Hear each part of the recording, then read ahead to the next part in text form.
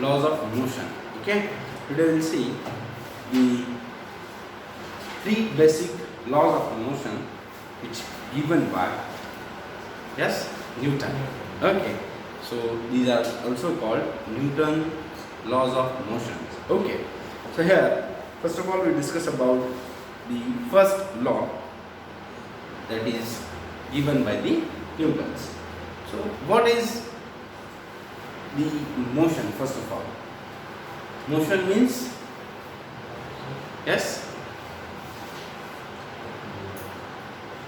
motion means Force. Force. okay, sometimes we also call this a force, but motion is related to the momentum, or sometimes we also say it's related to displacement. Okay, means if we assume motion is a force, then cannot be perfect always. If we are applying a force on object which is unable to unbalance it, unable to move it, so at that time force is not motion. Okay, leave it. We are not talking about that. So here, first law of motion. Suppose I am having this marker. Okay, so before pick this marker from this table, before pick this marker, I thought about the weight and volume of this marker. I thought about the weight and volume about that marker. Means what? Here, at rest, each and everything in this universe at rest is standard or it's fixed. Due to what? Due to its own inertia. And inertia means what? Its mass. Its own inertia. If it is not stable at rest, then what happens? Yes? First law is completely disobeyed. Newton's first law is completely disobeyed. It should be fixed at its own position until and unless we applied some unbalanced or external force on it. मान लो कि ये marker अगर 1 घंटे के लिए भी ऐसा रखा जाए, तो खुद होके थोड़े ना कहीं जाना है, जाएगा नहीं. अगर मैं ऐसे बोल दूं आंखों से कि चला जा, नहीं जाएगा. इससे यहाँ से दूसरी जगह अगर लेके जाना है, हिलाना अगर है, तो इस पर एक फोर्स अप्लाई करना होगा जो एक्सटर्नल फोर्स होगा उसे अनबैलेंस करने के लिए. बराबर. तो न्यूटन के फर्स्ट लॉ के हिसाब से क्या है? एवरी ऑब्जेक्ट, अब से एम लिखो या कुछ भी लिखो. Okay, every object at rest is double until and unless. कब तक? External force. Yes, until and unless external or unbalanced force act upon it or in it.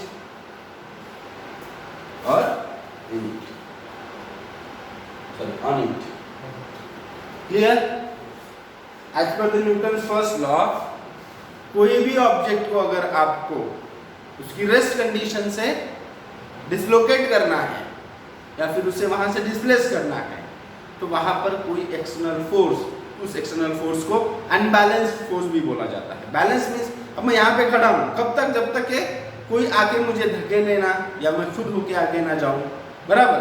तब तक मैं इस रेस्ट कंडीशन में हूँ. Due to what? Due to mass. मेरा जो इनर्शिया इस वजह से. बराबर. ओके, ये हुआ फर्स्ट लॉज ऑफ मोशन. लिख लोगे उसके बारे में? ओके, लिख लो. Every inanimate. ये डेफिनेशन ये तो बहुत सोबर है. Okay. Every inanimate object continues to in its to in its state of rest,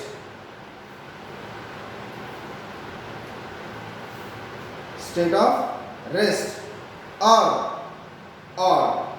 of uniform unbalanced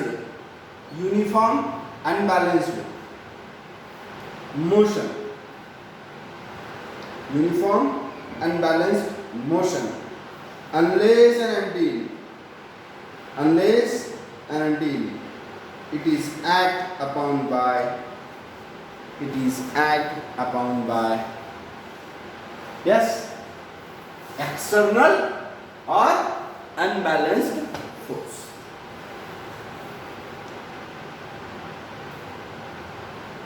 Just because of these invention, the force have the SI unit on the name of Newton. Sir Isaac Newton. Okay. Sir, हम इसका uniform motion भी हो सकता है. Uniform unbalanced. It means what? Unbalanced means what? Balance. Force नहीं है. Okay, तो आप मोशन अगर बोलोगे उसे तो क्या हो जाएगा? उसका मोमेंटम मिल रहा है ना आपको. ओके, तो यहाँ पे फर्स्ट लॉ में सिर्फ इतना याद रखना है, किसी भी चीज को आप अगर एक जगह पे स्थिर पा रहे हो, ये बोर्ड यहाँ पर है. एक्चुअली इसका जो बेसिक रीजन है वो तो E = mc² है. वहाँ पर भी जाएंगे हम थोड़ी देर बाद, इस अपकमिंग लेक्चर्स में या अपकमिंग चैप्टर्स में. 12th में होगा शायद अच्छे से, वो 11th में उसका इंट्रोडक्शन है. तो अभी होता क्या है, किसी भी ऑब्जेक्ट को वो अगर एक पर्टिकुलर पोजीशन पे रेस्ट में है, कांस्टेंट है, एक जगह वो रेस्ट पे है, तो वो क्यों है, वो हिल क्यों नहीं रहा? क्यों? कि उसका खुद का एक मास है ना, उसका खुद का एक इनर्शिया है. बराबर. इस इनर्शिया को बाद में हम पढ़ेंगे, मूवमेंट ऑफ इनर्शिया के बारे में. ओके, तो आप इसे समझ लो कि ये इसकी जगह खड़ा है, यहाँ पर ये पेन ऐसे पड़ा हुआ है. व्हाई? बिकॉज ऑफ इसका खुद का एक मास है, इसका खुद का एक इनर्शिया है. वो पड़े पड़े भी एक फोर्स डाल रहा है. ऐसे यहाँ पे जैसे पड़ा हुआ है ना, इस कंडीशन में भी वो एक फोर्स डाल रहा है. वो है अनबैलेंस्ड फोर्स. कैसा है? Unbalanced force. अब अगर इसको यहाँ से हिलाना है, इस जगह से हिलाना है, तो बोला क्या है? एक्सटर्नल और अनबैलेंस्ड फोर्स. जब तक मैं इस पे हिलाता नहीं तब तक ये रेस्ट में है.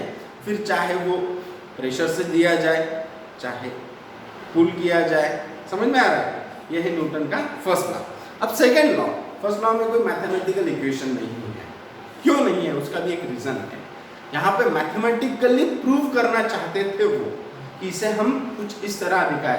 फॉर एग्जाम्पल कोई मास ले ले, उस मास के कंपैरिजन में फिर हम उसे जो फोर्स देंगे वो फोर्स का एक यूनिट ले ले. तो ये चीज़ें वहाँ पे मैथमेटिकली प्रूव करना उनके लिए पॉसिबल नहीं है, और आज भी नहीं है. उनके लिए तब नहीं था और आज भी नहीं है. तो वो है क्यों नहीं? बिकॉज ऑफ कि ये चीज़ जो है एट रेस्ट कंडीशन में, उसे हिलाने से पहले या उसकी स्टडी करने से पहले मैं जान नहीं पाता ना कि इसका मास कितना है. मान लो कि ये हमें चीज़ नोन है, इस वजह से मुझे पता है. अगर कोई ऐसी चीज़ हो जो हमें अननोन है, उसका वेट, उसकी साइज, उसका कोई भी फीचर हमें पता नहीं है, फिर उस वक्त अगर हम एक स्टैंडर्ड फॉर्मूला लगा देते तो वो फेल हो जाता है हर बार. जैसे कि रुई की बोरी है. रुई की बोरी को अगर बिना ट्रांसपेरेंट सैग में रख दिया जाए, रुई को जो बाहर से दिख ना सके, ऐसे सैग में रुई रखी हो, और वैसे ही सैग में मैंने एक जगह शुगर रखी है. बराबर. क्या रखी है? शुगर. अब अगर न्यूटन का फर्स्ट लॉ देखे, उसे अगर मैथमेटिकली देखा जाए तो दोनों के लिए एक ही फोर्स काम करेगा? नहीं करेगा. बराबर. इसलिए फर्स्ट लॉ में कोई मैथमेटिक्स नहीं है. वहां पर सिर्फ इतना बोला है, एक्सटर्नल अनबैलेंस्ड फोर्स. फिर वो जितना चाहेगा, जितना उसे लगेगा उतना आप दोगे. क्लियर हुआ? सेकेंड चीज, जो सेकेंड लॉ है, वहां पर उन्होंने क्या बोला है? Force is inversely proportional to acceleration. Okay, अब ये स्टार्ट में ही थोड़ा उन्होंने थोड़ा टफनेस दे दिया उसको. एक्चुअली उसको इजीएस्ट वे से अगर देखा जाए तो क्या होगा? जो मोमेंटम है वो एक किसके डायरेक्शन में रहेगा? फोर्स के डायरेक्शन में. फॉर एग्जांपल, अब ये पेन है, इस पेन को अगर मैं पीछे से फोर्स दे रहा हूँ, फोर्स का डायरेक्शन कैसा है? सामने है. तो पेन भी सामने ही जाएगा, बराबर। तो फोर्स इज इनवर्सली प्रोपोर्शनल को क्या बोला उन्होंने, एक्सेलरेशन। Okay, leave it. तो यहाँ पे ये क्या है, force is directly proportional to momentum, motion. Motion जितना फोर्स रहेगा उतना मोशन मिलेगा। ओके, उसे उस फॉर्म में भी पढ़ेंगे। उसके लिए इक्वेशन क्या दिया उन्होंने, F is equals to, yes, mass into acceleration. ये तो बाद में बनेगा। Force is equals to what, yes, dp vector upon dt। Okay, ये जो p है इसे ही बोलना है मोमेंटम। क्या बोलना है, मोमेंटम। उसको हिलाना है एक जगह से। अब इसी को हमने, ये तो एक स्टैंडर्ड ले लिया उसका मोमेंटम का, लेकिन इसका अगर एक्सपेंशन करोगे तो मोमेंटम में क्या आएगा, आपका मास आएगा into what, velocity. Mass into velocity. अब अगर आप इस एक्सप्रेशन को थोड़ा एक्सपांड करोगे तो आपके पास कुछ ऐसा आ जाएगा जो है m v वेक्टर। आ रहा है थोड़ा बहुत समझ में? ओके, अब ये जो चीजें हैं, इन चीजों को आप अगर डायमेंशनली देखो, इसको शॉर्ट फॉर्म में अगर देखो, क्योंकि हमने यूनिट में भी देखा था force is equal to what, mass. Okay, that is what, mass into acceleration. अब डायमेंशनली इन चीजों को अगर समझने की कोशिश करोगे वहां पे भी, तो वहां पे भी क्या था, यस, क्या है डायमेंशन इसका,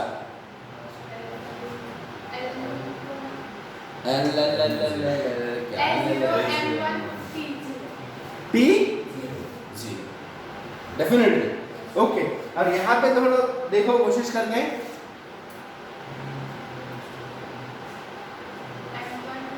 यस, अब वेलोसिटी के लिए चलो चलो, स्ट्रेस ला रहा है आपके दिमाग पे, आप लिख लो फिर समझो, बराबर। थोड़ी सी है वहाँ पे कंफ्यूजन, वो क्लियर हो जाएगी। आप लिख लो सेकेंड लॉ के बारे में। क्या है, rate of change of linear momentum, rate of change of linear momentum of a region, it means what, region means straight or stable, inflexible। Rigid का मीनिंग कैसा हो सकता है, इनफ्लेक्सिबल, जिसमें फ्लेक्सिबिलिटी नहीं है। Okay, rigid body is directly proportional to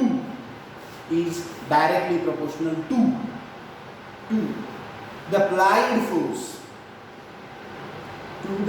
applied force, and takes place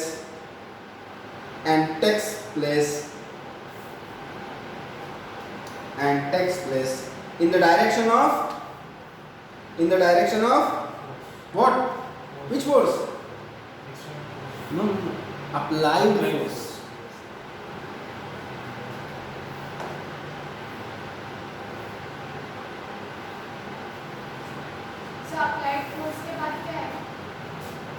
applied force, उसके बाद नहीं सर, वो पहले वाला directly proportional to the applied force,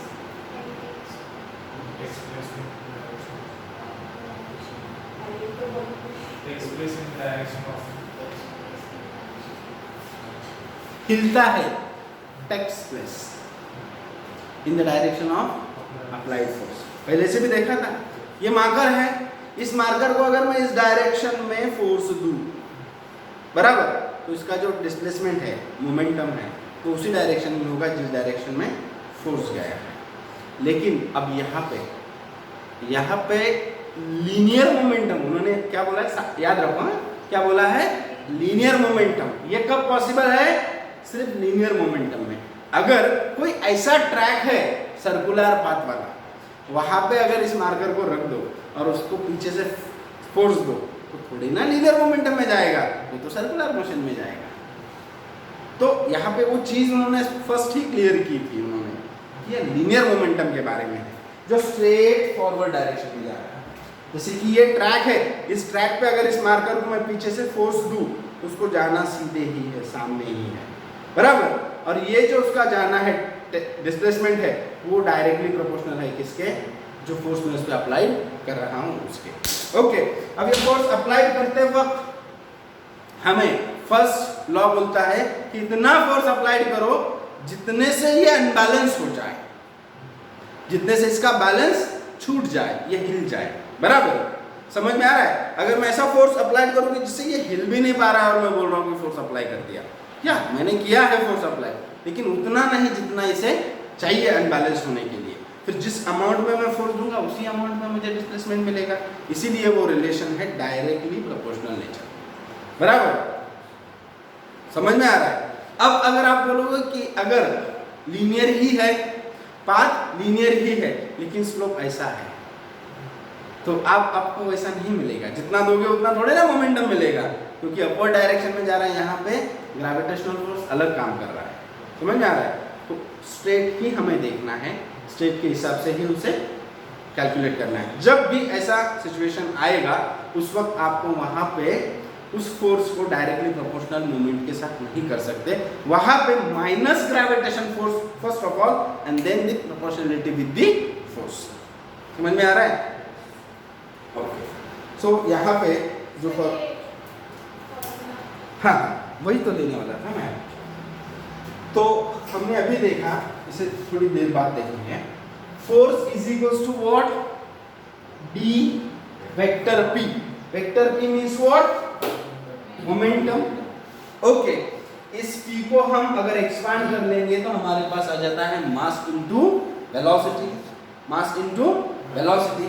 समझ में आ रहा है? ओके, अब इसे इसके साथ अगर लिखे तो दिक्कत क्या है, आसानी क्या होती है? इसे ऐसे ही रहने देने में और ऐसा लिखने में जो फर्क है वो क्या है? जो हमने पहले भी डिस्कस किया था ना, मास का आपको अंदाजा आना चाहिए। मास का अंदाजा आना चाहिए, तभी ना जाके, जैसे कि मैं बोला था रुई की बोरी और शुगर की बोरी, इन दोनों को अगर एक साथ रखे जाए और एक ही फोर्स दोनों पे अप्लाई किया जाए तो मे भी पॉसिबल है जिस फोर्स से शुगर अनबैलेंस हो रही है, रुई को होना ही है, लेकिन ऐसा आप बोल नहीं सकते कि जिस फोर्स से रुई की बोरी अनबैलेंस हुई है उस सेम फोर्स से मैं शुगर की बोरी को भी अनबैलेंस कर दूं, शक्कर की बोरी को अनबैलेंस कर दूं। पॉसिबल नहीं है ना। इस वजह से यहाँ पे आपको मास पे कॉन्सेंट्रेट करना ही होता है। मास को पहले अंदाजा मास का जो भी है वो लगा लेना ही होता है as per the first law. कोई भी चीज अगर मैं इसे उठा रहा हूँ तो स्टार्ट करना होता है न्यूटन के फर्स्ट लॉ से ही, तभी जाके मैं सेकंड तक आऊंगा।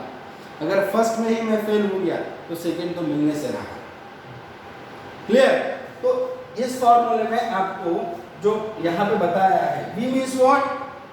वेलोसिटी। ओके, अब वेलोसिटी किसका प्रोडक्ट है? एक्सेलरेशन। ओके, तो इनको ऐसे ना लिखते हुए आसानी से लिखा गया m into a, mass into acceleration, that is equals to what? Force. That is equals to what? Force. और इसका यूनिट है yes Newton. Okay, so here is the linear momentum. यहाँ पे लास्ट में लिख सकते हो आप is the linear momentum.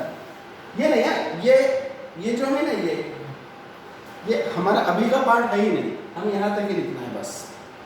Okay, यहीं तक जाओ ही मत, वो किया मैं आपको बता दिया, लेकिन आपको यहीं तक लिखना है। तो ये क्या है? Is the linear momentum, is the linear momentum. Then उसके बाद है तीसरा और सबसे फेमस वाला लॉ। ओके, क्या बोला है यहाँ पे? ये दो तो हो गए ना, फर्स्ट हो गया, सेकेंड हो गया, अब थर्ड वाला। थर्ड में क्या बोला है? Every action has its equal and opposite reaction.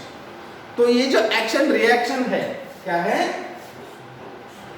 Action reaction, इनको आप बोल सकते हो ये फोर्सेस है। ये क्या है? फोर्सेस है। मींस अब इस डेफिनेशन को अगर आप आपके हिसाब से बनाना चाहोगे तो every force has its equal and opposite force. Force के बारे में बोलना है, जाहिर सी बात है ना। अब आप बोलोगे कि ये कैसे? इससे पहले भी मैं डेमोन्स्ट्रेट दिया था। ये अगर मैंने मारा इस दीवार पे, बराबर, मान लो कि मैंने एक 5 न्यूटन का फोर्स इस पे अप्लाई किया, तो डेफिनेटली उतना ही, एग्जैक्ट उतना ही 5 न्यूटन का ही फोर्स इस दीवार ने मुझ पे अप्लाई किया, तभी जाके मुझे हर्ट हुआ ना। आप अगर ऐसे रेस्ट कंडीशन में बिना किसी को छुए आपको कोई हर्ट कर पाएगा? मीन्स फिजिकली कोई हर्ट कर पाएगा? इमोशनली मे बी पॉसिबल है, ओके, फिजिकली पॉसिबल नहीं ना। आप अगर खुद ही यहाँ पे जोरों से मार रहे हो तो उतने ही अमाउंट में आपको भी लगेगा। तो ये नेचर का लॉ है, न्यूटन्स का लॉ तो आप बनाओ, ये पहले से नेचर का लॉ है। आप जो दोगे वही एग्जैक्ट उतने ही अमाउंट में आपको वापस मिलेगा। मीन्स आप अगर पॉजिटिविटी स्प्रेड करोगे तो डेफिनेटली आपको पॉजिटिविटी ही मिलेगी, आप अगर नेगेटिविटी स्प्रेड करोगे तो डेफिनेटली आपको नेगेटिविटी ही मिलेगी। मीन्स अगर आपका एटीट्यूड एरोगेंट है तो सोसाइटी में आपको देखे जाने का जो पॉइंट ऑफ व्यू है लोगों का डेफिनेटली वही बन जाएगा। समझ में आ रहा है? तो ये as per not just only a science, अगर हम ह्यूमन साइंस के बारे में देखें तो ये जो थर्ड लॉ है ये हर जगह अप्लाई होता है। इस आप जो भी दोगे सोसाइटी को वो ही आपको उतने अमाउंट में मिल जाएगा, फिर चाहे प्यार हो या नफरत हो, वो एग्जैक्टली अपोजिट उतना ही मिलना है। कभी कभी तो अगर शॉर्ट टेम्पर्ड बंदा हो सामने वाला तो मे बी एक्स्ट्रा भी मिल सकता है, ओके। और सामने वाला अगर बहुत ही अच्छा हो तो आप जो दो उसे प्यार दोगे वो एक्स्ट्रा में भी दे सकता है, वो अलग बात है। Write down. To every action there is an equal and opposite. To every action there is an equal and opposite reaction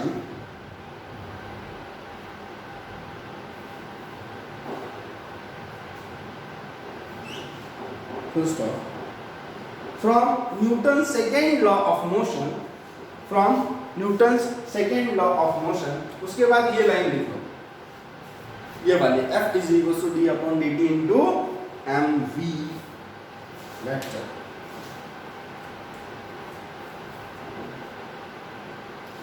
For given body mass is constant. For given body mass is constant. For given body mass is constant. It means what? F is equals to d, yes, d upon what? dt into what? mv vector. Okay, तो उन्होंने क्या बोला है? Yes, जाहिर सी बात है, इसका mass constant है, इसका मास कांस्टेंट है, ये बदलने वाला नहीं है। तो फिर इसे अगर वो कांस्टेंट है तो उसे थोड़ी देर के लिए बाहर ले लो, मीन्स एक साइड ले लो, ये m ले लिया, बचा क्या? फिर d, ये v को इसके साथ मल्टीप्लाई कर दो, तो हमें तो पता है वेलोसिटी अपॉन टाइम, ये क्या होता है? Speed upon time. नहीं पता, इंटू का पता है, बोलना सर ये टाइम का कहाँ से लेके आया? Speed into time is equal to what? Distance. ऐसे ही है ना, या मैं बोल रहा हूँ इसलिए? Okay, leave it. तो ये है velocity upon time, that is equal to what? Acceleration. That is what? Acceleration. That's why our formula becomes m into a, m into a, बाप बराबर होता है माँ के। Yes, father is equal to माँ। सर तो ये थर्ड लॉ है, हाँ, मतलब जो थर्ड लॉ है ना, रुको, हाँ बराबर है। आप मैथमेटिकल ऐसा लिखना चाह रहे हो ना, अभी सर थर्ड लॉ को ऐसे मैथमेटिकली बताना चाह रहे हो ना, अभी मत जाओ।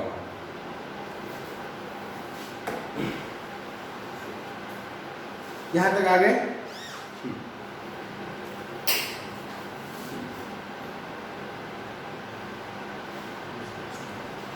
इसके बाद देखो, फॉर कांस्टेंट फोर्स क्या लिखा है? फॉर कांस्टेंट फोर्स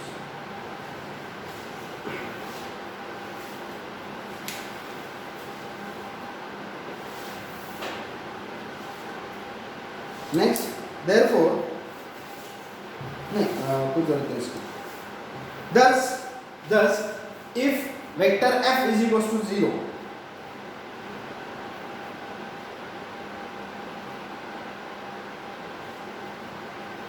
क्या बोला है देखो, इंटरेस्टिंग बात है, vector f is equals to 0। अब ये भी अगर 0 हो जाता है तो यहाँ पे इन चीजों का कोई मतलब रहता है? अब यहाँ पर भी अगर देखोगे f को पहले से अगर 0 मान लिया तो जाहिर सी बात है मोमेंटम नहीं होगा, मोमेंटम नहीं है मीन्स वेलोसिटी नहीं होगा। ये अगर नहीं है तो डेफिनेटली इसका मास तो है कांस्टेंट, मास कांस्टेंट है, वो बदलने वाला नहीं है, लेकिन हमें ये क्या मिलेगा, एक्सेलरेशन 0। अब 0 को किसी भी चीज से मल्टीप्लाई कर दो वैल्यू क्या बन जाएगी, 0। तो ये अगर है f इज इक्वल टू 0 है तो आपका वेलोसिटी, आपका डिस्प्लेसमेंट ये कोई भी मायने नहीं रखता। फिर इसे अगर आपको मानना है तो इस वक्त आपको इसका वैल्यू 0 से स्टार्ट करना होगा। जैसे कि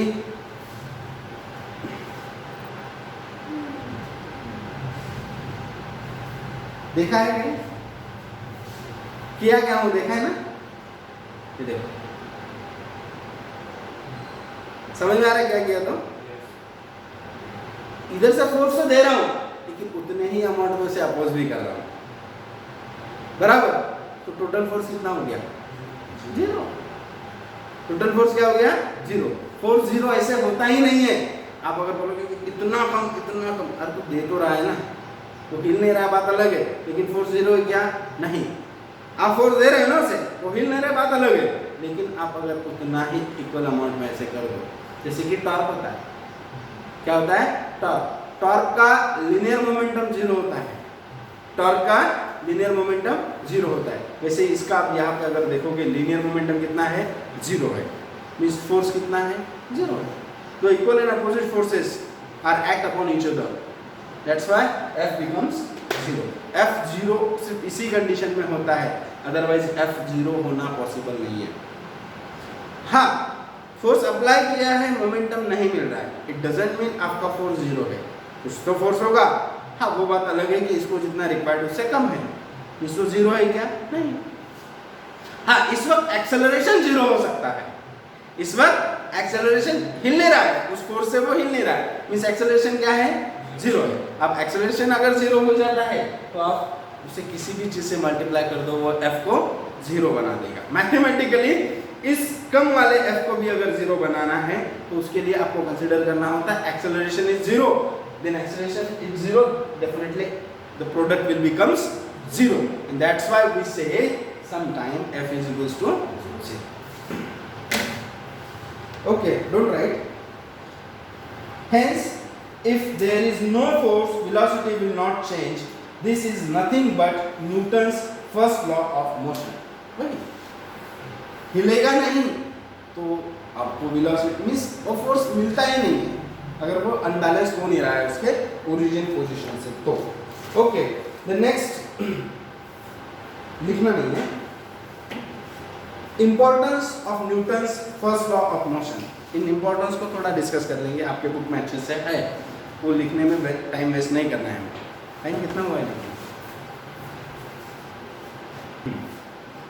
इंपॉर्टेंस ऑफ न्यूटन्स लॉ क्या है, इनके इंपॉर्टेंस क्यों पढ़ना है इनको, वही यहाँ पर देखना है। थ्योरेटिकल उन्होंने जो दिया है उस हिसाब से ही देखेंगे। अगर मैं उसको एब्रिवेट कर दूँ मेरी लैंग्वेज में तो आपके पास जो रेफरेंसेस है उसका आना कम हो जाएगा, मीन्स फिर वो फ्यूचर में आपको तकलीफ देगा, लैक ऑफ एक्सपीरियंस और लैक ऑफ इंफॉर्मेशन। तो इनके बहुत बड़े बड़े रेफरेंस बुक भी है, अच्छे से पढ़ सकते हो आप, लेकिन जूनियर में भी जरूरत नहीं उनकी। It shows N equivalence between state of rest and state of uniform motion along a straight line. Both these are referred to as state of motion. This distinction between state of rest and uniform motion lies in the choice of the frame of reference. Yes, ये सब frame of reference का ही जादू है। जैसे कि हमने कल देखा था, क्या देखा था कल? अगर मैं धरती पे खड़े रह के महसूस करने की कोशिश करूं कि धरती घूम रही है, डिस्कस किया था या नहीं? किया था ना। तो हमें वो धरती का घूमना समझ में ही नहीं आता। आपको कभी क्वेश्चन नहीं आता आपके दिमाग में कि ये कैसे बोलते धरती घूमती है? अगर धरती घूम रही है तो फिर ये सब हर चीज उसी की जगह क्यों है? हमारी क्लास का पोजीशन यही क्यों है? घूम रही है तो आज अगर हम यहाँ पे बिलोंग्स कर रहे हैं, मीन्स आज अगर सूरज यहाँ से निकला है तो कल सूरज इधर से भी आना चाहिए ना, अगर धरती घूम रही है तो क्यों है ऐसा, ये समझ में क्यों नहीं आता? जस्ट बिकॉज ऑफ हमारे पास फ्रेम ऑफ रेफरेंस ही नहीं है। हमसे दूर कोई एक ऐसी चीज जिसे हम देख पाए जो रेस्ट में होनी चाहिए, वो कैसी होनी चाहिए? रेस्ट में, वो स्टेबल होनी चाहिए, तभी ना जाके हम उसे फ्रेम ऑफ रेफरेंस मानेंगे। मैं यहाँ पर हिल रहा हूँ, ये ऐसे हिल गया आपके सामने, आपको कैसे पता चला? मेरे पीछे जो बोर्ड है ये फिक्स है, ये आपके लिए फ्रेम ऑफ रेफरेंस है, तभी ना आप मेरी मूवमेंट देख पा रहे हो। अगर ये भी मेरे साथ हिलता तो क्या आप देख पाते मैं भी चल रहा हूँ या ये चल रहा है? नहीं। आप ये भी अगर ये उसी मोशन में मेरे साथ चलता ना तो आपको ऐसे लगता ना कि ये कोई तो भी ऐसा मूवी ऐसा है या फिर कोई व्हीकल है जो हमारे सामने से गुजर रहा है।